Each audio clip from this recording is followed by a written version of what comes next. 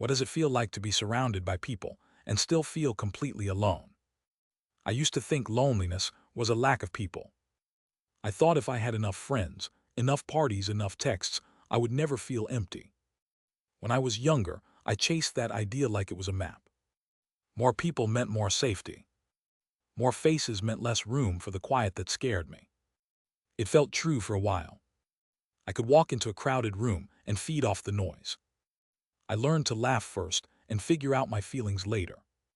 It felt like armor. People noticed me. I was included. I was part of something. Then life moved me into spaces where faces were around, but nothing else was there.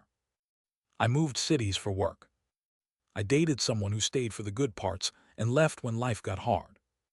I kept my calendar full because sitting alone in my apartment felt worse than any small talk.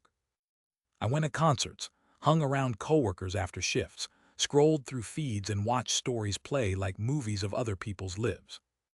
All the while I felt more and more invisible.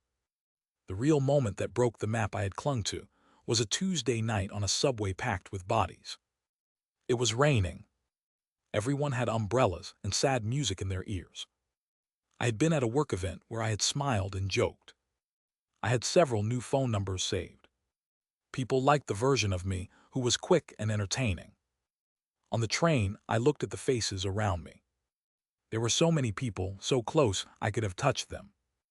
But no one looked at me long enough to tell me anything about themselves. No one asked me how I slept or if I was okay. I felt like a glass between me and them. You can see through it. You can see everything behind it. But you can never reach inside. I started to notice patterns. At dinners, I laughed at the right moments.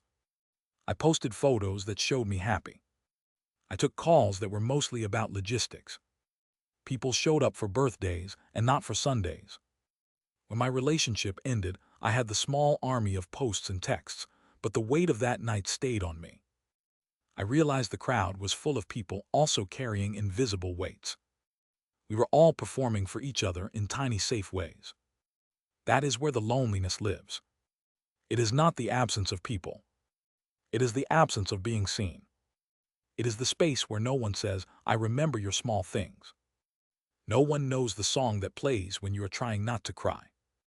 There is a sharp pain to being surrounded by motion and noise, and still feeling like you are the only thing inside your skin. I started to change how I moved through rooms. I stopped trying to be everything for everyone. I stopped treating bookings on my calendar like small victories over the dark. I learned to ask smaller questions and to listen in a different way. I said to a colleague one afternoon that I was tired and meant it.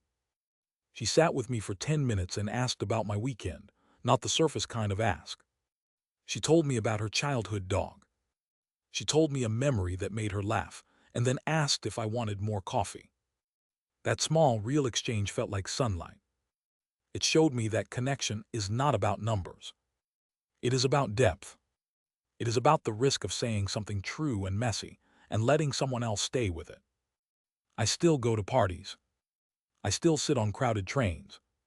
The difference is, I am learning to show up the way I want to be seen. I tell a friend when I am having a hard day. I invite someone for a walk instead of a loud bar. I let silence be okay. And most nights, I'm still working at being okay with my own company. Loneliness does not disappear. It gets kinder sometimes. I have learned to treat it like weather. It comes, it passes, and when it lingers, I try to name it and to say to myself that being surrounded is not the same as being known. That is the quiet truth I keep returning to. If you like this video, then follow us for more.